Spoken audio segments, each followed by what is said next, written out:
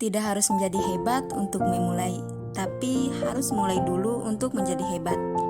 Saya Medar Frida, mahasiswa PGMI State Sunan Giri Bima.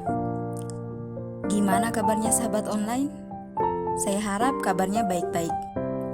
Pada video kali ini, saya akan membahas analisis SWOT dalam membangun pendidikan.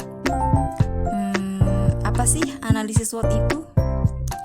Lalu, bagaimana sih peran analisis SWOT dalam membangun pendidikan?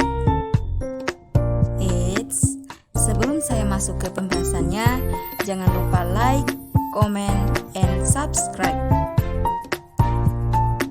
Analisis SWOT adalah upaya untuk mengenali kekuatan, kelemahan, peluang, dan juga ancaman. SWOT sebenarnya singkatan dari S, strength, kekuatan, W, weakness, kelemahan, O, opportunities, peluang, dan T, threats, ancaman. Dalam membangun sebuah pendidikan, jika adanya kekuatan, pasti adanya kelemahan. Kalau ada peluang, pasti ada ancaman. Maka perlunya dianalisis agar bisa memaksimalkan kekuatan dan kelebihan dan dapat meminimalkan kelemahan dan ancaman, supaya mampu bersaing dengan sekolah lain. Analisis digunakan untuk menerjemahkan visi, misi, dan tujuan sehingga menjadi program kegiatan yang lebih berguna. Meskipun sebuah lembaga itu memiliki visi yang mantap, misi yang jelas, dan tujuan yang begitu bagus, tapi jika tidak memiliki strategi yang baik, maka lembaga tidak mampu berdaya saing. Dengan analisis SWOT dapat diharapkan melakukan langkah-langkah yang strategis.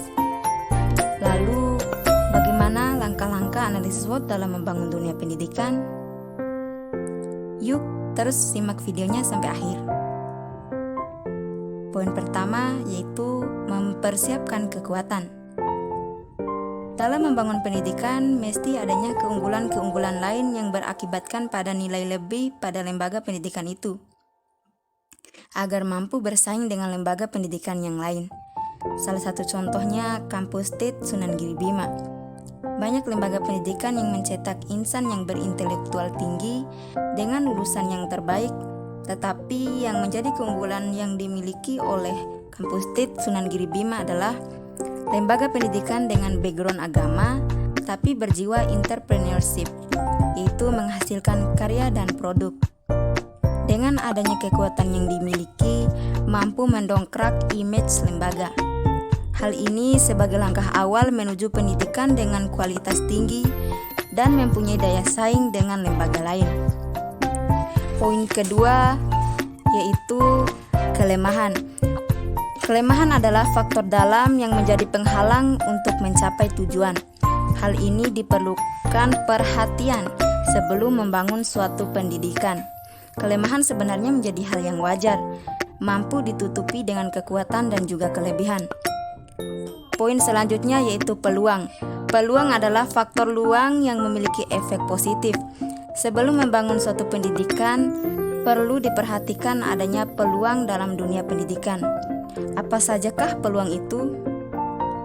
Poin pertama yaitu pola kehidupan yang cenderung konsumtif. Lembaga pendidikan harus cepat menangkap peluang yang ada.